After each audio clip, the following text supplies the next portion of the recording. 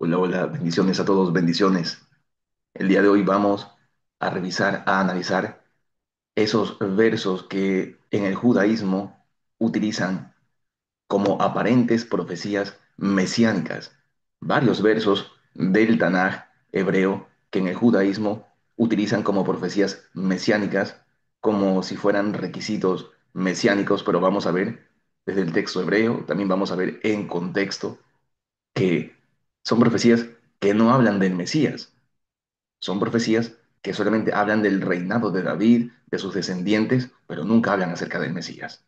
Pero, repito, se han utilizado esos versos, sobre todo en el judaísmo, en otros movimientos pseudo-judaicos, también para decir que esos versos, que vamos a ver que no son mesiánicos, pero que para ellos sí lo son. Vamos a demostrar que no es así, sino que todo eso es parte de una tradición que se ha formulado a lo largo de los siglos. Vamos a ver aquí que aparecen las profecías no mesiánicas del judaísmo y tenemos el primer verso que este sí es mesiánico, por favor, atención a Génesis 49:10 que sí es mesiánico, pero aquí nunca dice que el Mesías tiene que venir de la tribu de Judá. Eso es muy importante. Aquí aparece Lo Yasur Shevet mi Judá, Umehokek mi Bet Raglav, que sería que nunca se apartará la vara de Judá, ni quien legisle de entre sus pies, ad quillabó Shiloh, ad quillabó Shiloh, hasta que llegue Shiloh, hasta que llegue Shiloh. Ya lo sabemos de memoria, quienes han estudiado antes aquí saben muy bien que aquí no está diciendo jamás que el Mesías, en este caso Shiloh, sea o venga de la tribu de Judá. No está diciendo que debe ser un hijo de Judá, no dice que debe ser linaje de Judá. Todo lo contrario, lo hemos dicho varias veces, se lo ha repetido un montón de veces. Literalmente, de forma textual, el mismo texto hebreo está traduciendo y diciendo que la autoridad, el cetro de mando de Judá no se apartará de él, de Judá, hasta que llegue Shiloh, hasta que llegue Shiloh, ad que Shiloh. Además, sería contradictorio pensar que si el Mesías realmente debe ser del linaje de Judá, entonces el Mesías quedaría sin autoridad, quedaría sin el cetro de mando, sin legislar, porque aquí mismo está diciendo el texto hebreo que el cetro de mando de Judá, la vara de autoridad de Judá, el legislador de Judá, quedaría en desuso, se apartaría, ya no sería más cuando llegue Shiloh. O sea que el cetro de mando de Judá sería hasta que llegue Shiloh. Quiere decir que si el Mesías realmente debe ser del linaje de Judá, cosa que nunca vemos en el texto hebreo, pero si suponemos que el Mesías viene del linaje, o bueno, que es del linaje de Judá, que es un hijo de Judá, que es descendencia de Judá, entonces deberíamos decir que la autoridad de aquel Mesías, por ser de Judá, ya quedaría en desuso, ya no podría tener autoridad, porque la autoridad de Judá solamente la tendría hasta que llegue Shiloh, sería contradictorio. Y además, la preposición ad, como lo hemos analizado varias veces, yo creo que hasta por lógica, por sensatez, cualquiera que lea este verso en el texto hebreo y lo pueda traducir de una forma correcta a nivel sintáctico, va a saber que aquí está diciendo que la autoridad, el cetro de mando que tiene Judá, ya no lo tendría más, ya no sería más porque llega Shiloh. O sea que toda esa autoridad que tiene Judá sería hasta que llegue Shiloh, hasta que venga Shiloh. Llega Shiloh y ya no hay más autoridad de Judá. No hay más autoridad ni cetro de mando en Judá, sino que ahora es Shiloh el que va a tener todo aquel cetro de mando, aquella autoridad. Pero aquí no vemos jamás que Shiloh sea de la tribu de Judá. Jamás vemos tal cosa. Todo lo contrario, la autoridad de Judá simplemente queda o llega hasta que venga Shiloh. Hasta ahí llega esa autoridad de Judá, hasta que Shiloh aparezca, hasta que el Mesías llegue. Lo cual, ven ustedes en pantalla, nunca dice aquí que este Shiloh sea de la tribu de Judá. Pero este Génesis 49:10 sí es mesiánico. Pero lo que no dice aquí, lo que no dice aquí es que Shiloh sea de la tribu de Judá. Eso no lo dice el texto hebreo. Pero vamos aquí a las siguientes profecías o versos que el judaísmo utiliza como profecías mesiánicas, como requisitos mesiánicos. Y se trata de Segunda de Samuel, capítulo 12 verso 13, el cual ya se cumplió en Segunda de Crónicas, capítulo 6 versos 7 y 10. Atención, porque Segunda de Samuel, capítulo 7 verso 2 y verso 13, es muy utilizado en el judaísmo y en otros movimientos también para decir que el Mesías tiene que venir de la tribu de Judá, tiene que ser hijo de David, tiene que ser de la zera de David, tiene que ser de la semilla o de la simiente de David, pero eso aquí no lo dice. Segunda de Samuel, capítulo 7 verso 2 y verso 13, como lo hemos demostrado varias veces, ya se cumplió en Segunda de Crónicas, capítulo 6 del verso 7 al verso 10. Atención, porque aquí es en lo que muchos suelen citar y leer en Segunda de Samuel 7 verso 12, por ejemplo. Dice, esta es la promesa que le hace Dios a David. Cuando tu vida llegue a su fin y vayas a descansar entre tus antepasados, yo pondré en el trono a uno de tus propios descendientes y afirmaré tu reino. Será él quien construya una casa en honor de mi nombre y yo afirmaré el trono de su reino para siempre. Atención porque la frase para siempre no existe en la Biblia hebrea. La frase para siempre nunca aparece en la Biblia hebrea. Lo hemos dicho un montón de veces. Vamos a demostrarlo otra vez. Lastimosamente toca demostrar otra vez que la frase Leolam, etcétera, no traduce para siempre, ad olam, no traduce hasta siempre, no aparecen esos conceptos dentro del texto hebreo de la Biblia. Vamos a verlo más adelante porque ni siquiera en la tradición judía, ni siquiera en la tradición judía, ni siquiera los gramáticos filólogos de la tradición judía enseñan que olam signifique para siempre o por siempre. Vamos a ver que ni siquiera los gramáticos y filólogos rabinos de la tradición judía, ni siquiera ellos apoyan la idea de que olam signifique para siempre o por siempre, que no tiene ese concepto, claro, claro que no lo tiene.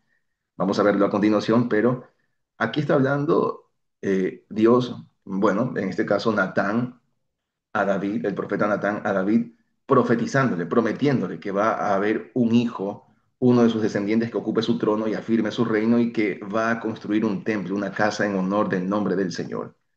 Esto se cumple en Segunda de Crónicas, capítulo 6 verso 7 al verso 10. Aquí no habla del Mesías, nada de esto habla del Mesías, habla simplemente de la promesa hecha a David y de que uno de sus hijos iba a ocupar el trono y que iba a reinar y que iba a construir la casa, el templo, en honor al nombre del Señor. Pero aquí no habla nada del Mesías, habla de los descendientes de David que ocuparían el trono de él. Y uno de ellos que construiría la casa, el templo, el cual ya lo hizo, que fue Salomón. Ya lo hizo Salomón. Segunda de Crónicas, capítulo 6 verso 7 al verso 10. Primera de Reyes, capítulo 8 verso 17 al verso 20, lo afirma. Por ejemplo, aquí tenemos lo que dice Salomón, atención, porque aquí Salomón, en estos textos de Segunda de Crónicas 6 7 al 10 Primera de Reyes, capítulo 8 del verso 17 al verso 20 el mismo Salomón dice que esa promesa que se le había hecho a David de que un hijo ocuparía su trono y que construiría el templo para el Señor, para Dios, ya se ha cumplido en él. El mismo Salomón dice que ya se ha cumplido en mí. Aquí tenemos en estos versos que dice, pues bien, mi padre tuvo mucho interés, esto lo dice Salomón, entonces pueden ver el contexto en la Biblia, pueden analizarlo, y dice, pues bien, mi padre David tuvo mucho interés en construir un templo en honor al nombre del Señor Dios de Israel, pero el Señor le dijo, me agrada que te hayas interesado en construir un templo en honor de mi nombre. Sin embargo, no serás tú quien me lo construya, sino un hijo de tus entrañas. Él será quien construya el templo en honor de mi nombre. Ahora el Señor ha cumplido su promesa. Ahora ha cumplido su promesa tal como lo prometió. Y dice Salomón, he sucedido a mi padre David en el trono de Israel y he construido el templo en honor al nombre del Señor, Dios de Israel. Claramente el mismo Salomón dice que esto ya se ha cumplido en él, sin ningún problema. Ya lo ha dicho estos contextos de Segunda de Samuel, capítulo 7 verso 12 13 se cumplen en Segunda de Crónicas, capítulo 6 verso 7 al verso 10 y en Primera de Reyes, capítulo 8 verso 17 al verso 20. Entonces, atención porque esas, esos requisitos que en el judaísmo piden utilizando Segunda de Samuel 7 verso 12 son requisitos solamente para los descendientes de David, solamente son requisitos para el que iba a construir la casa o el templo en honor al Señor, al Dios de Israel. y vemos que Salomón dice que eso ya se ha cumplido en él. Y lógicamente hubieron más descendientes de David que siguieron ocupando el trono de David. Pero en general esa profecía se cumple, incluido la construcción de ese templo, de esa casa, se cumple en Salomón y Salomón lo dice claramente en Segunda de Crónicas, capítulo 6 verso 7 al verso 10 y en Primera de Reyes, capítulo 8 verso 17 al verso 20. Se cumple la profecía.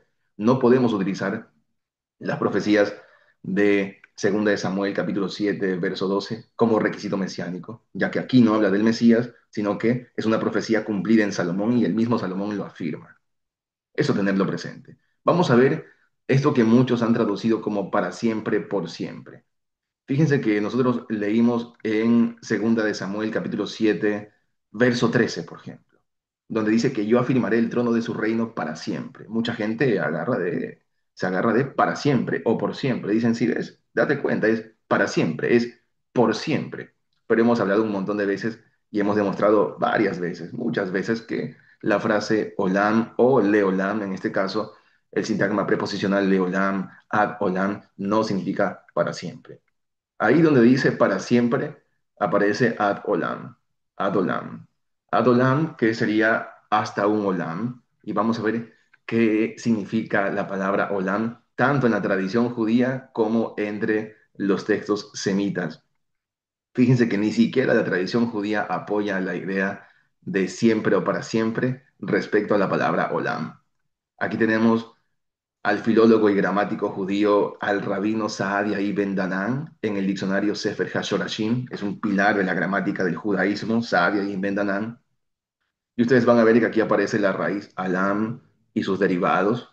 Ellos se basaban más en raíces, obviamente, era una forma de análisis morfológico un poquito más arcaico, no tan evolucionado como el que tenemos ahora, un poco más desarrollado claramente, pero aún así, nótese que ni siquiera en la tradición judía se apoya tal cosa. Aquí tenemos al rabino Saadia ibn Danan dando a entender que todos estos conceptos de Alam no traducen para siempre ni por siempre, sino que, como lo ven aquí en pantalla, incluyendo, incluyendo aquí dice que, y le servirá por siempre, dice el rabino Leolam.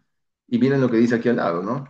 Dice que es un tiempo limitado, que Olam es un tiempo limitado. Dice el rabino Sadia y Bendanán que se trata del jubileo y tiene el sentido de cosa oculta, porque la eternidad no termina y por tanto es una cosa oculta. Y el jubileo está oculto a la mayoría de la gente si lo han de alcanzar o no. Ustedes incluso pueden ver en otros estudios que hemos hecho, videos que hemos compartido, para que quede demostrado que la palabra olam o el concepto de olam para la tradición del primer siglo y para el Nuevo Testamento se referían a los días del Mesías. Lo hemos comprobado desde los textos talmúdicos, mishnaicos, midráshicos, en el Nuevo Testamento, en el texto griego. Así que es muy fácil demostrar que la palabra olam no significa eterno, ni por siempre, ni para siempre, sino que se trata de un tiempo limitado, un tiempo que está escondido, está limitado, no es para siempre. Lo mismo afirma el filólogo y gramático judío, el rabino Abraham ibn Ezra, otro de los pilares de la gramática del judaísmo. Y el rabino Abraham ibn Ezra también afirma lo mismo. Dice que donde traducen y le servirá para siempre, dice el rabino Abraham Ibn Ezra que sabemos que la palabra leolam en hebreo se refiere al tiempo, como ya existían las eras, leolamim, que nos precedieron, de donde olamim significa eras, o sea, como que eras, como que ciclos. Y sigue hablando, pues, ¿no? De cómo es que por allí donde traducen para siempre, en realidad significa que permanecerá hasta que crezca, que en realidad se trata de que le servirá hasta el año del jubileo, que se trata de un tiempo limitado, un tiempo escondido, etcétera. Pero vemos que el rabino Abraham Ibn Ezra tampoco apoya la idea de que la palabra olam signifique siempre o eterno. O sea, ni siquiera en la tradición judía, ni siquiera los pilares de la filología judaica, ni siquiera ellos apoyan ese concepto.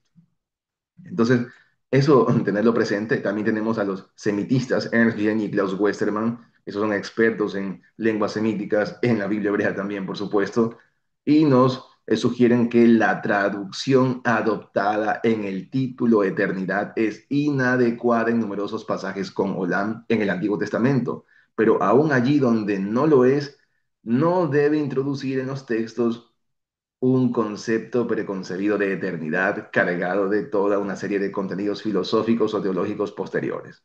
O sea que estos expertos en lenguas semíticas también, a través de un análisis que yo lo he leído varias veces, em, sugieren que no se debe traducir esto como algo eterno, no se debe traducir la palabra olam como algo eterno.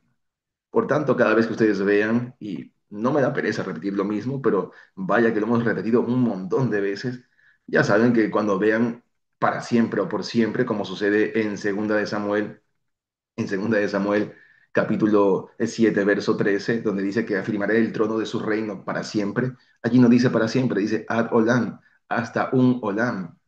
Si lo vemos bajo la perspectiva del Nuevo Testamento y de la tradición judía del primer siglo, vamos a saber que la palabra o hasta un olam, el olam se refería a los días del Mesías, a las eras del Mesías. Es un tema aparte, pero por lo menos hemos demostrado que ni siquiera en la tradición judía se entiende la palabra olam como eterno o por siempre o para siempre, sino que todo lo contrario, se habla de un tiempo limitado, un tiempo escondido.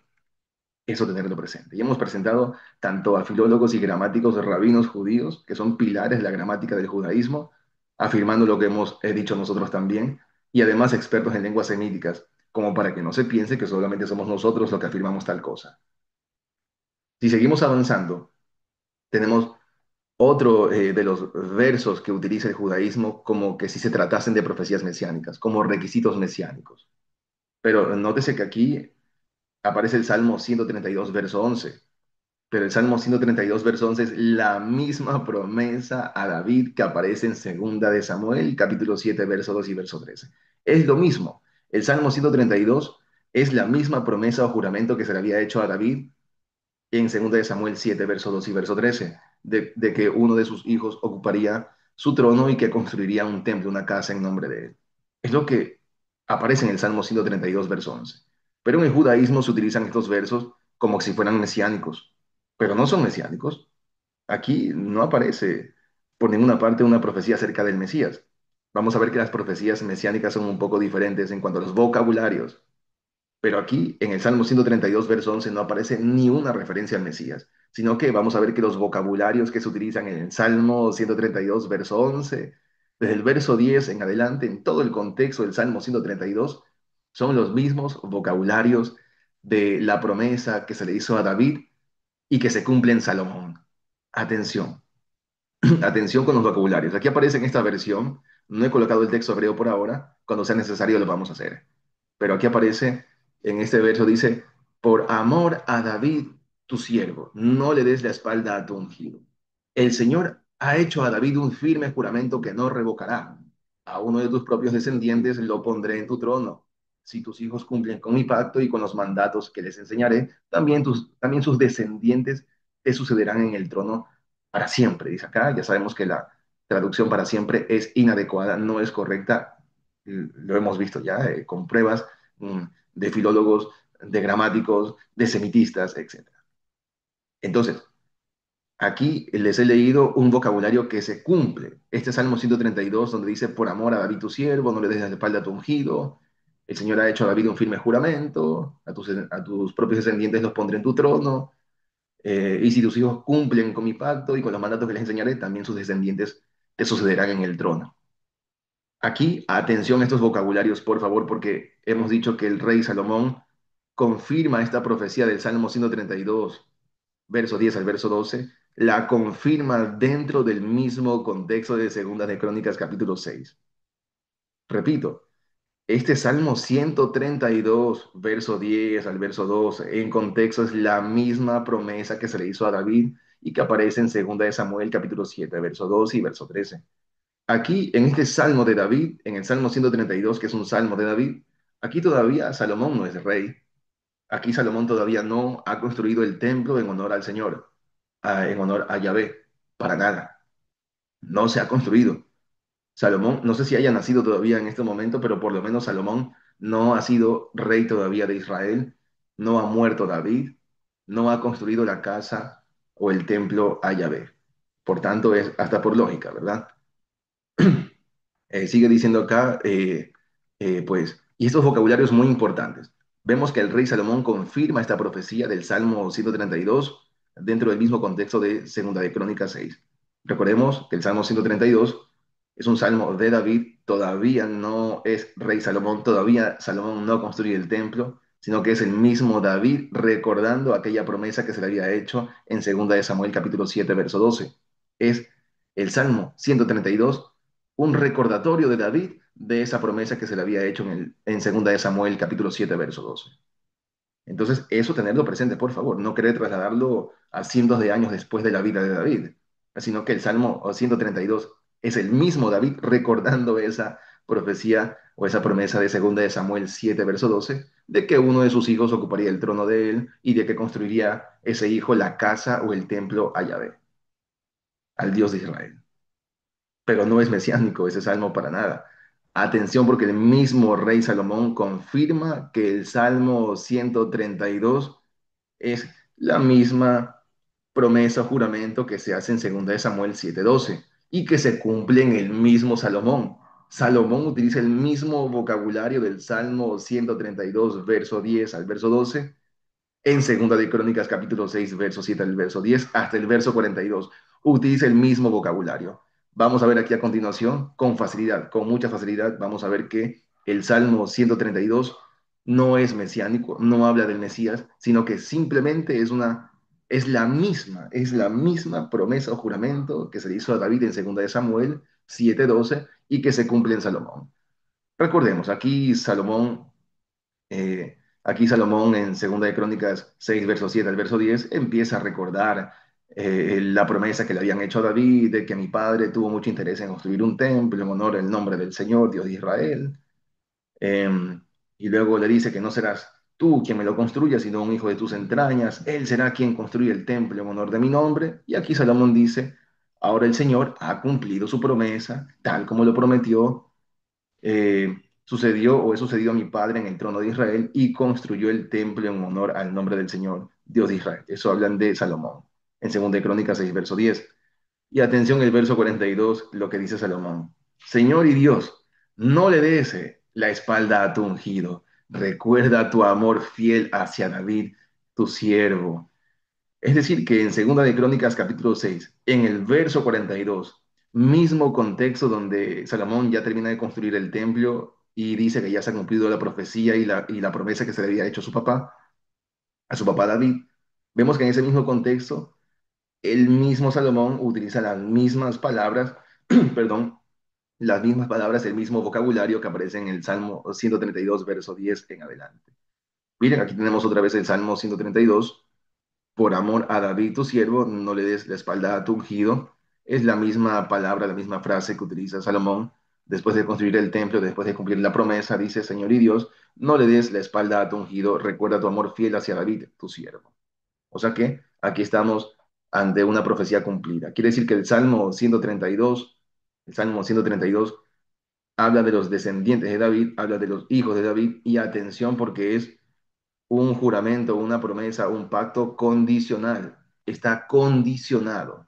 Recuerden que la frase para siempre deben eliminarla de allí, no aparece la frase para siempre, y ya lo hemos demostrado varias veces, ¿no?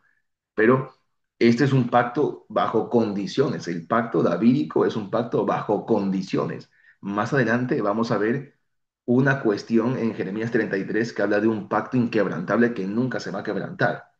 Sería contradictorio con lo que estamos viendo en pantalla, porque el pacto davídico sí es quebrantable, sí tiene condiciones, sí se puede quebrantar. Dios sí puede romper eso a causa de la desobediencia de los hijos de David. Claro que sí. En cambio, hay un pacto en Jeremías 33 que dice que es inquebrantable, un pacto con los levitas y un pacto con David y los descendientes de David. Vamos a ver que en Jeremías 33 no se habla del mismo pacto davídico ni del mismo pacto levita, sino que se habla del pacto nuevo, por los vocabularios. Muy fácil, muy fácil. Pero atención, porque aquí está hablando de un pacto davídico que sí se puede quebrantar, que sí tiene condiciones, mientras que en Jeremías 33 se habla de un pacto inquebrantable, se habla de un pacto que no tiene condiciones y que no se puede romper de ninguna forma. Y se va a referir al pacto nuevo según los vocabularios. Pero atención, recordemos que este pacto davídico sí tiene condiciones, sí se puede romper por causa de la mala conducta de los hijos y de los descendientes de David y de Salomón. Entonces, eso tenerlo presente, por favor. Hemos demostrado ya aquí que el Salmo 132, verso 10 al verso 12, bueno, todo el contexto del Salmo 132 es la misma promesa, es la misma profecía del pacto davídico de 2 de Samuel 7, 12 y 13, de que David tendría un hijo que ocuparía su trono y que construiría la casa, y hay condiciones para ese pacto, que si no cumplen, entonces, pues ya saben lo que pasará, ¿no? La única forma en que ocupen sus descendientes el trono de David es que cumpla sus mandatos, etcétera. O sea, sí tiene condiciones como tal. Hemos demostrado con facilidad que el Salmo 132 se cumple, igual que la profecía de 2 de Samuel 7:12, en segunda de Crónicas 6, 7, verso 10 hasta el verso 42.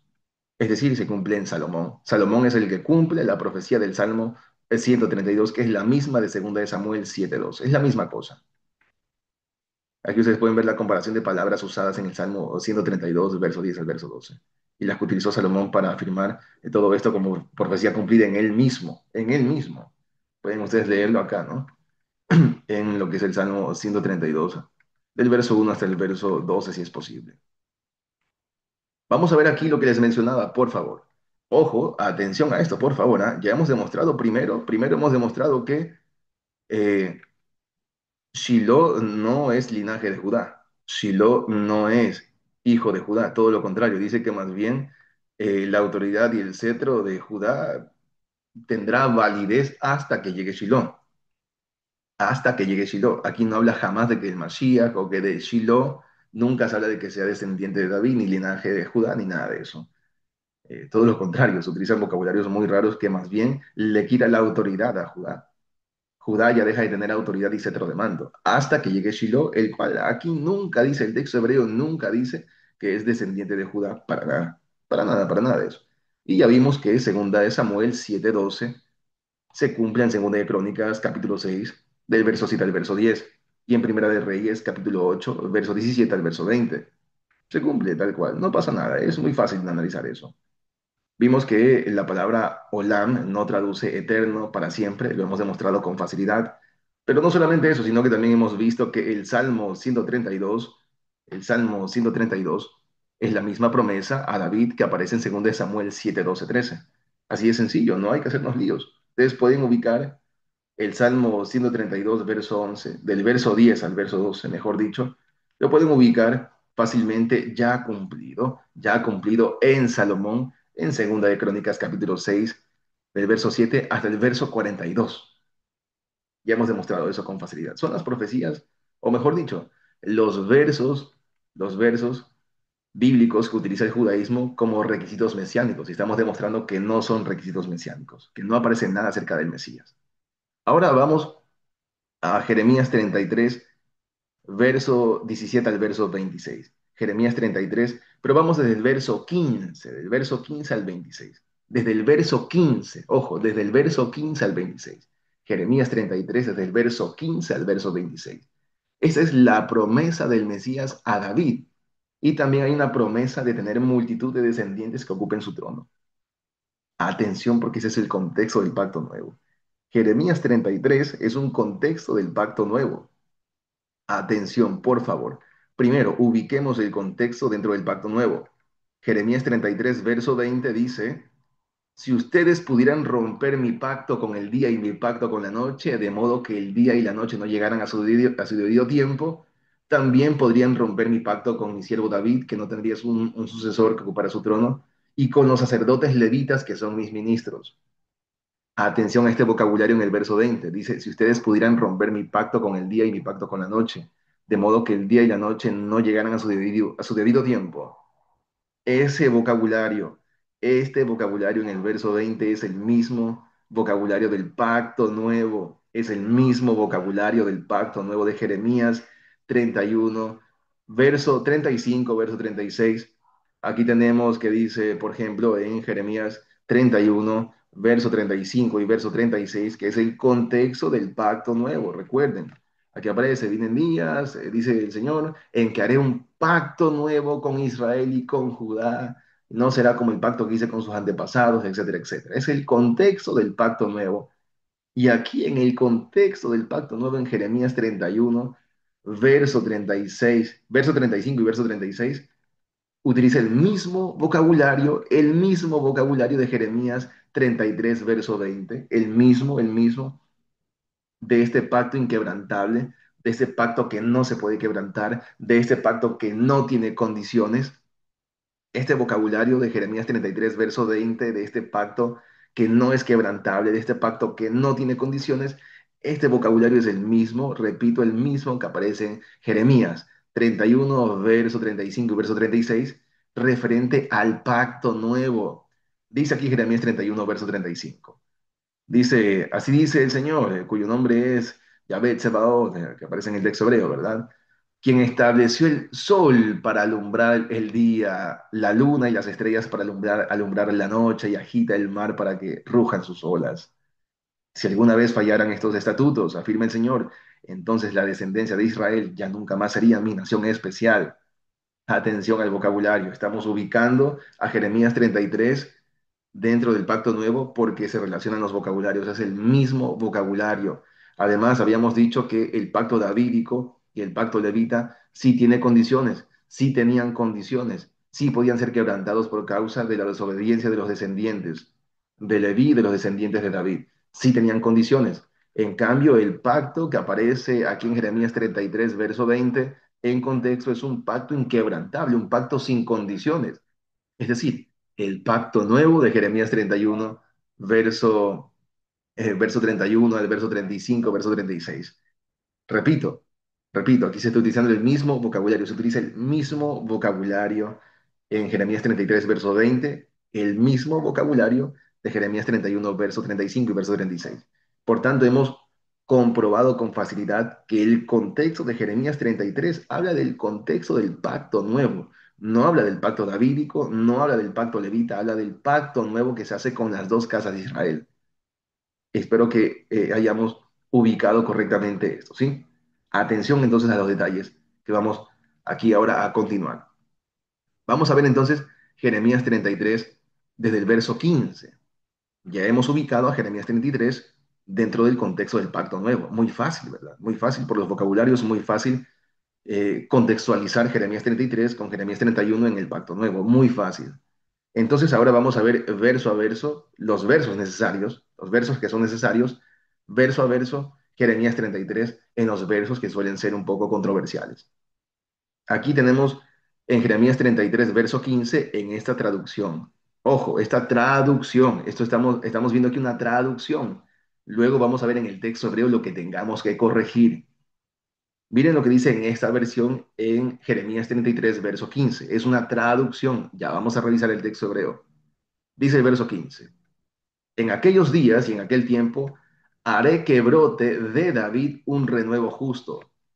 Aquí donde dice haré que brote de David, el texto hebreo parece que no dice de David. Y la traducción renuevo justo tampoco es tan exacta.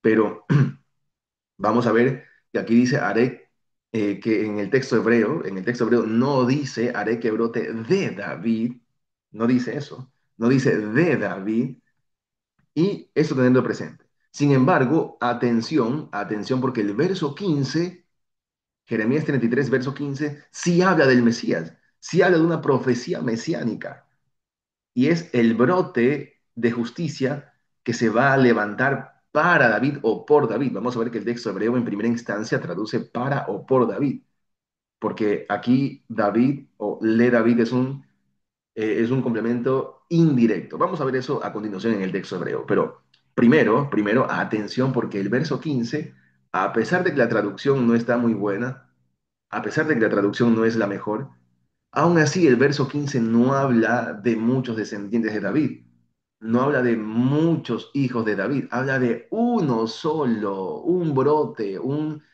Semach Tzadik que se levanta para David o por David. Habla de uno. Está en el texto hebreo indeterminado. Habla de uno, no habla de muchos descendientes.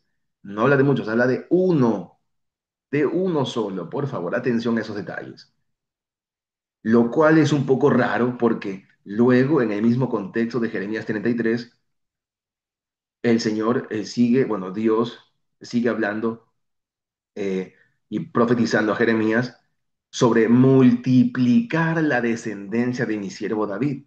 Y no que solamente es uno, no que solamente habla de un Tzemach Tzaddik, no que solamente habla de un solo rey. Atención, porque luego Jeremías 33, desde el verso 20, 21 en el verso 22, ya no está hablando de un Tzemach Tzaddik, ya no habla de uno solo que se levanta para David o por David. Ahora ya está hablando de multiplicar la descendencia de David, incontables como las estrellas del cielo. Y sigue diciendo acá, ¿no? Eso aparece en el verso 22. Y el verso 26, aquí hay otro error de traducción. Esto hay que corregirlo sí o sí. Porque en el verso 26, donde se sigue hablando de los descendientes de David, del pacto que no sería inquebrantable ni siquiera con los levitas, que ya sabemos que se trata del pacto nuevo, que se realiza con la casa de Judá y con la casa de Israel. Obviamente, casa de Judá y casa de Israel, donde están las tribus de Judá y las tribus de Leví, por supuesto.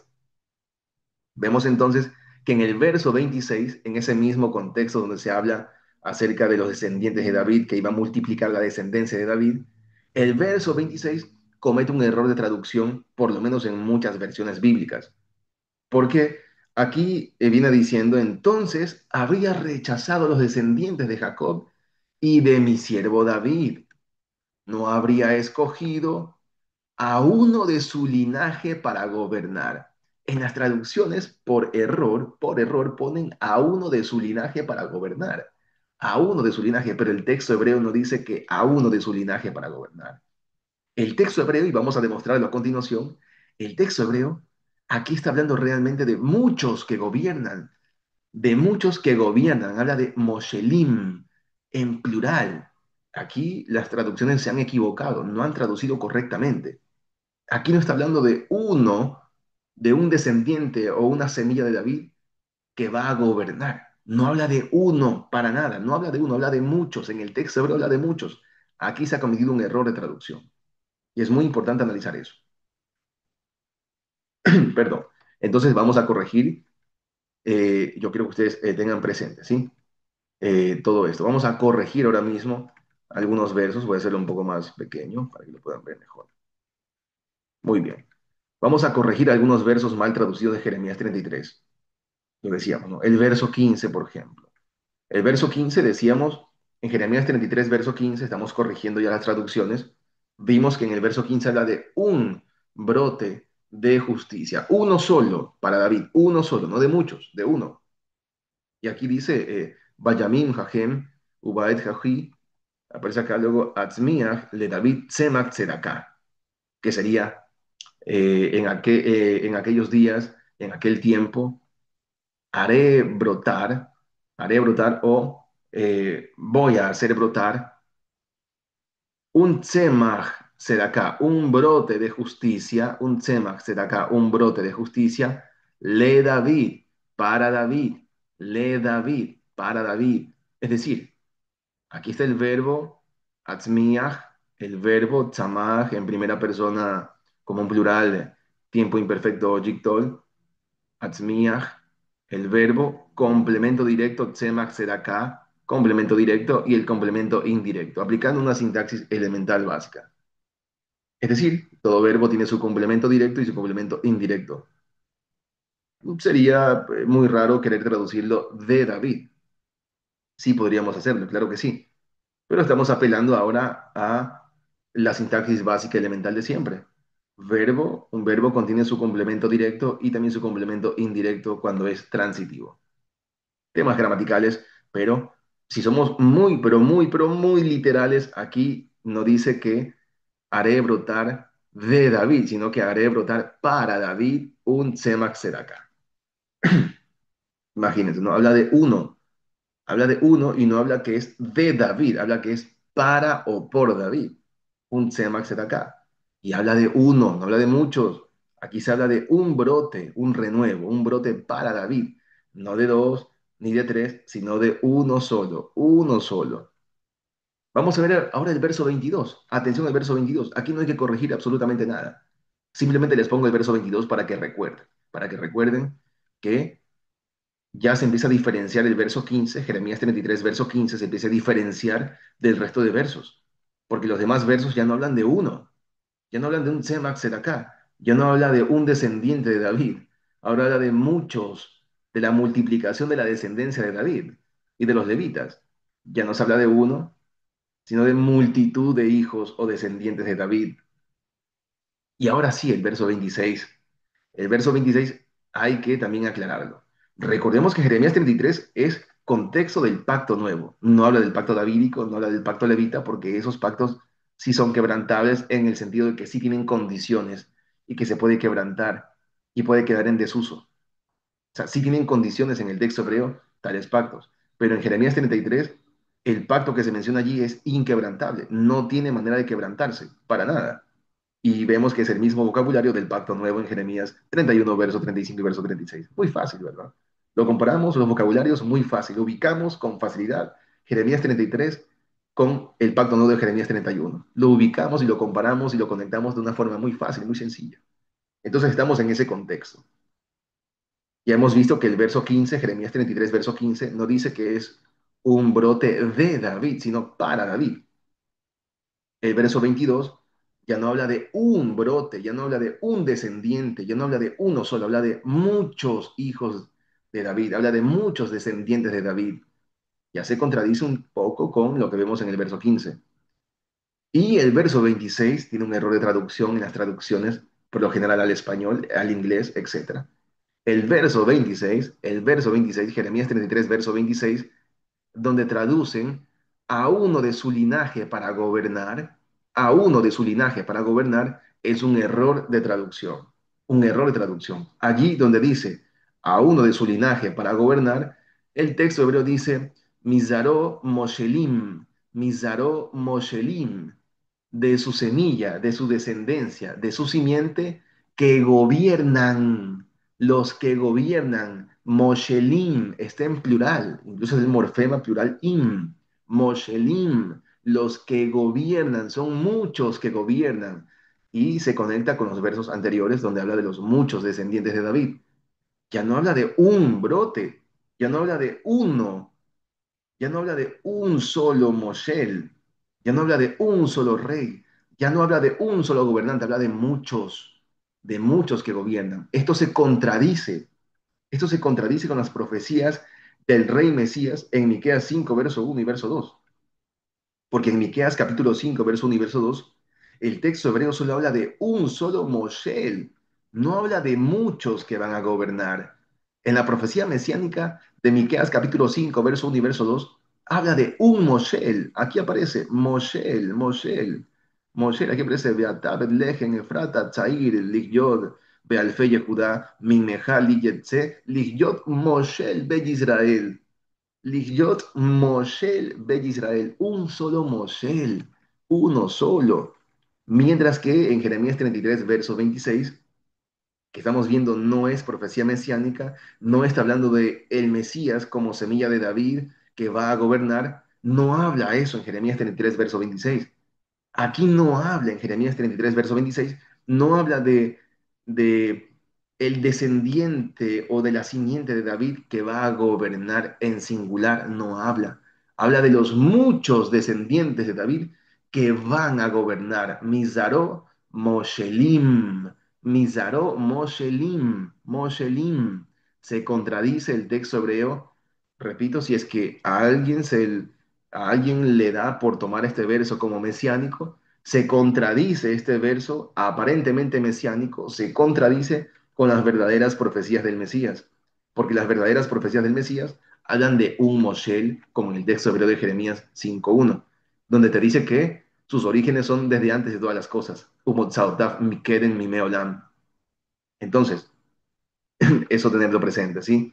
Como Tzaotav Mikeden Mimeolam es los orígenes, las salidas originales del Mesías de este Moshe son desde antes de todas las cosas, son desde antes de la creación. Y en el Nuevo Testamento Jesús casualmente es engendrado por el Espíritu Santo, o María fue hallada encinta, embarazada, procedente del Espíritu Santo, el cual, según el contexto del Antiguo Testamento, está desde antes de la creación. Así que no se contradice en ese caso. Pero las profecías mesiánicas, en el caso del texto hebreo de Miqueas capítulo 5 verso 1 habla de un Moshel, Moshel. Se contradice con lo que en muchos movimientos religiosos pretenden tomar esto como mesiánico. Es decir, se contradice con Jeremías 33, verso 26. Porque el verso 26 de Jeremías 33, en el texto hebreo, no habla en singular, habla de muchos que van a gobernar, habla de muchos que gobiernan de la simiente de David. Se contradice con el singular Moshe. Moshe. No solamente eso, sino que vemos que también en Jeremías 30, verso 21, que es una profecía mesiánica, que muy pocos la reconocen, muy pocos se han dado cuenta de que Jeremías 30, verso 21 habla también del Moshe de Israel, el Moshe que sale dentro del pueblo de Israel. Vemos que esta profecía mesiánica de Jeremías 30, verso 21, habla de un Moshe. Me parece Bejayá adiró minmennu, u Moshelo mikirbo yetse. Aquí aparece Moshelo, su Moshel, habla de un solo Moshel. Aquí habla del gobernante, de un solo gobernante, de uno que va a gobernar, uno que gobierna, un Moshel, no habla de varios, no habla de Moshelim. Estamos haciendo la comparación de Jeremías 33, verso 26, la comparación con otras profecías que sí son mesiánicas, para demostrar que Jeremías 33, verso 26, no habla del Mesías reinando ni gobernando, habla de los muchos descendientes de David que van a gobernar, lo cual se contradice por la palabra Moshelim en plural, se contradice con las profecías mesiánicas que hablan de un solo Moshel, de un Moshel, Moshel, Moshel, no habla de Moshelim, no habla de muchos, no habla de Moshelim como sí lo dice Jeremías 33, verso 26. O sea que Jeremías 33, desde el verso 21, 22 hasta el verso 26, ya no habla del Mesías, habla de muchos descendientes o de la simiente de David que van a gobernar, muchos, lo cual se contradice con las profecías mesiánicas que hablan de un solo Moshe. Moshe. Incluso se contradice con la profecía de Isaías capítulo 11, verso 10, esa profecía que sí es mesiánica, donde habla, donde habla de una sola raíz, no habla de muchas raíces de David, habla de una sola raíz. He ahí lo importante porque aquí no dice que desciende de David, habla de la raíz de David, habla del origen de David. A veces, no sé si las personas no logran entender esos vocabularios, que incluso en español estamos leyendo la raíz de David, no hablamos de la simiente de David, no habla de la semilla de David, no habla de un hijo de David, habla de la raíz, o sea, el origen de David, básicamente es el origen de David, lo que está antes de David.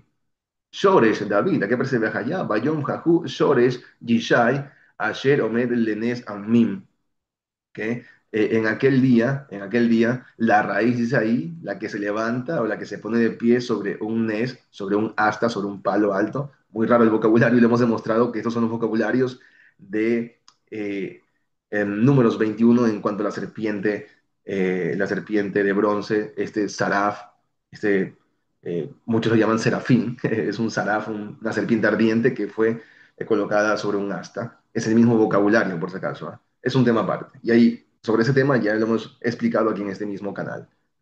Entonces, aquí habla de la raíz, Shoresh Yishai, de la raíz de David, de la raíz de Yishai, no habla, jamás no habla para nada de un descendiente de Yishai, no habla de un hijo de David, de un descendiente, sino que habla de los orígenes, el origen de Yishai, el origen de David, es el Mesías. Ellos salen del Mesías, ellos vienen del Mesías, es la raíz la que comienza a nutrir el resto del árbol. Es el origen, la raíz es lo que sostiene todo, el origen de todo. Por tanto, no habla de una semilla, no habla de un descendiente. Y aquí, además de eso, Isaías 11, verso 10, habla de una sola raíz, no de muchas, una sola raíz a la que acuden todas las naciones, una sola. Entonces, si leemos Jeremías 33, verso 26, desde el texto hebreo, primero nos damos cuenta que las traducciones se equivocan al decir en el verso 26 que habría un linaje de David que gobernaría la descendencia de Abraham. Eso el texto hebreo no dice. Al leer el texto hebreo de Jeremías 33, verso 26, nos damos cuenta que está en plural. Habla de la simiente de David que gobiernan, de los de la simiente de David que gobiernan, Moshelim en plural, Moshelim que gobiernan. Y hemos demostrado en el resto de profecías mesiánicas que por ninguna parte se habla en plural. Es siempre que se habla del Mesías, se habla en singular, se habla de un Moshel, de un Moshel, de un solo Moshel, o se habla de una sola raíz, la raíz de Yishai, no habla de muchos, habla de uno solo. Y repito, insisto, habla de la raíz de Yishai, no habla del hijo o descendiente de Yishai, habla de la raíz, lo que le da origen a Yishai, imagínense, ¿no? Entonces, tenemos acá lo que les mencionaba, ¿no? Que en Jeremías 33, del verso 22 al verso 26, ya no habla del Mesías, sino de los descendientes de David y de Leví, que van a gobernar, refiriéndose a muchos, lo cual contradice las profecías mesiánicas que solo hablan de un solo gobernante, un solo Moshel que va a gobernar, habla de un Moshel. Las profecías mesiánicas hablan de un Moshel. Por eso es que Jeremías 33, verso 26, no puede ser mesiánico. No puede ser mesiánico porque habla de muchos que gobiernan. No es mesiánico Jeremías 33, verso 26. Muy fácil de demostrarlo desde el texto hebreo, porque simplemente se contradice con el resto de profecías que sí son mesiánicas. Vamos a ver que el Mesías gobierna sobre otros reinos. Muchas personas pueden pensar que si llegaba el Mesías o si llega el Mesías, que para muchos quizás no creen que sea Jesús, pero muchos piensan que si el Mesías llega ya no habrían más reinos ni en Israel, ni en el mundo, ni más gobiernos, ni más dominios terrenales, cosa que jamás, jamás en el Antiguo Testamento hebreo, jamás se menciona que con la llegada del Mesías cesarían todos los reinos de la tierra o ya no habría más reinos o que ya David no tendría más descendientes en el trono, que ocupen el trono de David. Eso no dice jamás. Jamás vemos que con la llegada del Mesías se acaban los reinos del mundo o los reinos dentro de la tierra de Israel.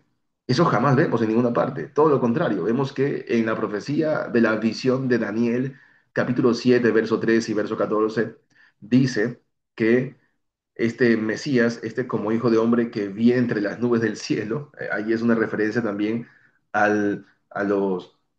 a los orígenes celestiales de Jesús, por ejemplo. Dice aquí Daniel, en esa visión nocturna vi que alguien con el aspecto de un hijo de hombre venía entre las nubes del cielo.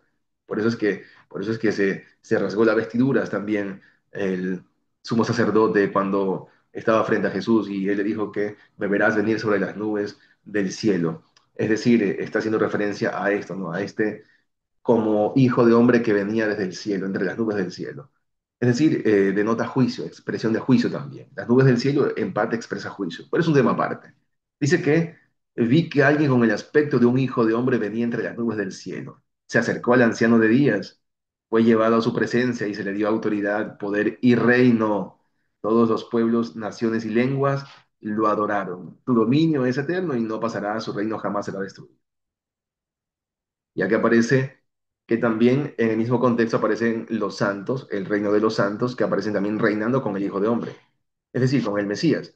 Y en el Nuevo Testamento vemos que los apóstoles y el resto de gente que están unidos a Cristo Jesús tienen tronos, tienen autoridad, son reyes y sacerdotes, como lo dice Éxodo 19 también, recuerdan, son reyes y sacerdotes. O sea que no se contradice tampoco con el Nuevo Testamento, porque en el Nuevo Testamento nunca vemos que los apóstoles se opongan a que haya un descendiente de David en el trono. Incluso estaba Herodes, que no era descendiente de David, era un judío, perdón, era un convertido al judaísmo, era un edomita, etcétera. Y no vemos jamás que se oponga ni nadie del pueblo a Herodes. Solamente se le denunciaba y está relacionado con la mujer de su hermano, nada más. Esa es la denuncia contra Herodes, rey de los judíos de la época. Reinaba en Jerusalén, en la casa de David, etcétera. Es decir, era el rey de los judíos. Y no vemos jamás vemos que ningún apóstol ni nadie en el Nuevo Testamento se oponga a que haya un rey en la casa de David. Jamás. A pesar de que llegó el Mesías, nadie se opone a esa idea. Nadie se opuso tampoco a la idea de seguir haciendo sacrificios mientras el Mishkan o el templo estaba presente. Una vez culmina, se destruye el templo, ya no hay nada más que hacer, pero vemos que en el libro de los Hechos creo que en el capítulo 3 aparece Juan, aparece Pedro acudiendo al templo, vemos también a Pablo acudiendo al templo en ciertas fiestas donde se hacían sacrificios, donde estaban los sacerdotes levitas, que aunque eran corruptos en ese momento, aún así legalmente estaban instituidos allí. Y nunca vemos que ellos se opongan a eso. Nunca están denunciando de que eso es ilegal, no estén allí, ya llegó el Mesías, ya llegó Cristo, salgan de allí, no sean reyes, no sean sacerdotes. Eso jamás vemos tal cosa. Lo que hacen los apóstoles es predicar el Evangelio, que es la promesa que se le había hecho a Abraham, y predicar el cumplimiento del pacto nuevo, que es lo primordial. Y nada de eso, ninguna, ni la promesa ni el pacto nuevo se oponen a que hayan más reyes en la casa de David o que hayan más reinos en el mundo. Jamás se opone a tal cosa. Entonces, aquí vemos algo que sucede en el Nuevo Testamento. Dice acá, el tribunal tomará asiento, se le quitará el poder y se le destruirá para siempre. Entonces se dará a los santos, que son el pueblo del Altísimo, la majestad y el poder y la grandeza de los reinos. Su reino será un reino eterno y lo adorarán y obedecerán todos los gobernantes de la tierra. Bueno, son traducciones nada más, pero vemos que el concepto está allí. Entonces, tenemos que hacernos la idea de eso, ¿no? De que si el Mesías llegaba, él sigue reinando sobre otros reinos. Por eso en el Nuevo Testamento Jesús se le llama Rey de Reyes, Señor de Señores, porque iban a haber más reyes, iban a haber más señores, tanto en los tronos celestiales que el mismo Jesús dice que le daría a sus apóstoles y a sus seguidores, como también pues vemos que se le da también el derecho de ser sacerdotes. Eso tenerlo presente. Vamos a ver ahora el templo de Ezequiel, porque se menciona que el templo de Ezequiel es el tercer templo construido y obviamente muchas personas en el judaísmo y en otros movimientos se van a ir a Segunda de Samuel, capítulo 7 verso 2 y verso 13 para decir que supuestamente el Mesías debe construir el templo. Pero eso ya vimos que no aparece allí nada de eso. Es decir, Segunda de Samuel, capítulo 7 verso 12 está hablando de David, de Salomón, y esa profecía se cumple en Salomón. No habla nada del Mesías. Esa idea de que el Mesías viene de David o que es hijo de David, es simiente de David, no aparece en ningún verso del Antiguo Testamento. Entonces, eso tenerlo presente. Ah, si seguimos avanzando acá en el templo de Ezequiel, quiero que ustedes vean esos vocabularios del templo de Ezequiel. Este es el capítulo 47 de Ezequiel. Ezequiel capítulo 47 habla acerca del templo de Ezequiel en contexto. Y miren lo que aparece en el templo. Casualmente en el templo de Ezequiel aparecen esos vocabularios que también vemos en el Nuevo Testamento. Dice acá que debajo de la entrada del templo brotaba agua, por debajo del umbral. Brotaba agua en dirección al oriente, que es hacia donde da la fachada del templo. El agua corría por la parte baja del lado derecho del templo al sur del altar. Entonces, sigue hablando que luego el hombre me sacó por la puerta del norte y me hizo dar la vuelta por fuera hasta la puerta exterior que mira hacia el oriente y vi que las aguas fluían del lado sur. Sigue hablando, ¿no? Es decir, les estoy mostrando a ustedes, hermanos, que en esta visión de Ezequiel es una visión, no es literal, es una visión que tiene Ezequiel, es una visión. Aparece un río y además agua debajo del templo, brotando desde el templo, muy raro. O sea que para nosotros querer tomar esto como una profecía que se puede cumplir, debemos entonces tomarlo muy literal. Decir que entonces que sí, que si no vemos un templo, un tercer templo construido donde haya un río que sale de él, donde esas aguas hagan revivir a los peces, donde esas aguas hagan salir árboles con frutas y hojas medicinales, entonces no se cumple la profecía de Ezequiel. Porque, repito, aquí vemos que debajo del templo sale agua. Hay aguas que fluían al lado sur. Luego las aguas le llegaban hasta las rodillas. El agua crecía, le llegaba hasta la cintura. Luego ya no podía ni siquiera cruzar nadando, Ezequiel, en la visión. Dice que creció tanto el torrente que solo se podía cruzar nadando. Y luego dice acá que estas aguas fluyen hacia la región oriental, descienden hasta el Arabá y van a dar al mar muerto. O sea que todo eso debería cumplirse, ¿ah? Si queremos hablar de un templo, deberíamos ver todas esas características. Si supuestamente este es un tercer templo que se debe construir, debe pasar literalmente lo que estamos viendo en pantalla. Aguas que salgan del templo, que broten por debajo del umbral del templo, que corren hacia el oriente, hacia el occidente, van por todos lados, llegan al mar muerto. Dice que habrá peces en abundancia porque el agua de este río transformará el agua salada en agua dulce. Así donde el río fluye, todo vivirá. O sea que todo pez, toda cosa donde pase ese río que sale del templo tiene que vivir. Junto al río se detendrán los pescadores y etcétera, etcétera, ¿no? Y sigue hablando acá. Junto a las orillas del río crecerá toda la clase de árboles frutales, sus hojas no se marchitarán y siempre tendrán frutos. Cada mes darán frutos nuevos porque el agua que los riega sale del santuario. Sus frutos servirán de alimento y sus hojas serán medicinales. O sea, todo esto debe cumplirse si queremos tomar como literal la visión del templo de Ezequiel, todo esto. Pero resulta que esos vocabularios los vemos en el Nuevo Testamento cumplidos en Jesús. Casualmente Jesús dijo lo siguiente en Juan capítulo 2 verso 19. Destruyan este templo, respondió Jesús, y lo levantaré de nuevo en 3 días. Interesante, él se hace llamar el mismo, a él mismo se hace llamar el templo. Y sigue diciendo en Juan capítulo 4 verso 11 y verso 15. Dice aquí en Juan capítulo 4 verso 11 y verso 15. Señor, ni siquiera tienes con qué sacar agua y el pozo es muy hondo. ¿De dónde, pues, vas a sacar esa agua viva? ¿Acaso eres tú superior a nuestro padre Jacob que nos dejó este pozo del cual bebieron él, sus hijos y su ganado? Y dice Jesús, todo el que beba de esta agua volverá, no volverá a tener, perdón, todo el que beba de esta agua volverá a tener sed. Pero el que beba del agua que yo le daré, dice Jesús, pero el que beba del agua que yo le daré no volverá a tener sed jamás, sino que dentro de él esa agua se convertirá en un manantial del que brotará vida eterna. Señor, dijo la mujer, dame esa agua para que no vuelva a tener sed ni siga viniendo aquí a sacarla. Entonces, estamos hablando que aquí Jesús dice ser el templo, de ese templo sale agua viva que da vida. Y en Juan capítulo 7 verso 38 y verso 39 sigue resaltando la idea que he mencionado. Dice acá, si alguno tiene sed, que venga a mí y beba. De aquel que cree en mí, como dice la escritura, de su interior brotarán ríos de agua viva. Con esto se refería al Espíritu que habrían de recibir más tarde los que creyeran en él. Atención a eso, ¿ah? También Jesús manda a sus discípulos en Mateo 10 verso 8, Mateo capítulo 10 verso 8, a decirles lo siguiente. Donde quiera que vayan, prediquen este mensaje. El reino de los cielos está cerca. Sanen a los enfermos, resuciten a los muertos, limpien a los que tengan alguna enfermedad en la piel, expulsen a los demonios.